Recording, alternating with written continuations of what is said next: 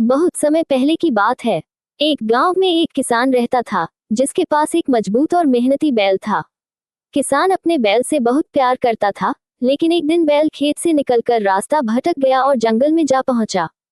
जंगल में घूमते घूमते बैल की मुलाकात एक शेर से हुई। शेर पहले तो बैल को खाने की सोच रहा था, लेकिन बैल ने शेर से बड़े आदर से बात की और दोनों में अच्छी बातचीत होने लगी। कुछ ही दिनों में वे अच्छे दोस्त बन गए। अब वे साथ में जंगल में घूमते, एक दूसरे से बातें करते और समय बिताते थे।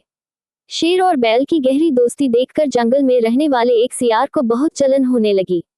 उसे यह अच्छा नहीं लगा कि शेर, जो जंगल का राजा है, एक बैल के साथ दोस्ती कर रहा है।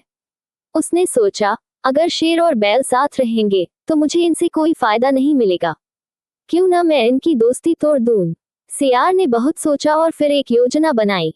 वह ध्यान देने लगा कि बैल और शेर किस दिन अलग अलग रहते हैं। संयोग से एक दिन बैल किसी कारणवश शेर से मिलने नहीं जा सका। सियार को यही मौका चाहिए था।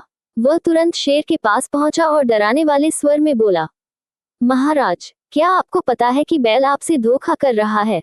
वह खुद जंगल का राजा बनना चाहता है और आपको मारने की योजना बना रहा है।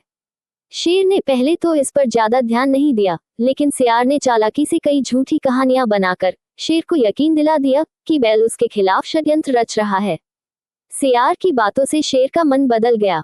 अब उसे भी बैल पर शक होने लगा।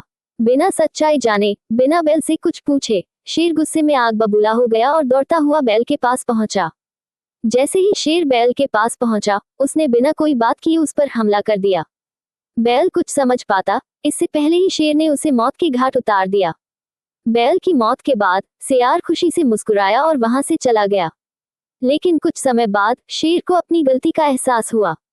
उसने सोचा, मैंने बिना सोचे समझे बैल पर भरोसा तोड़ा और सियार की बातों में आकर अपने सच्चे दोस्त को मार दिया।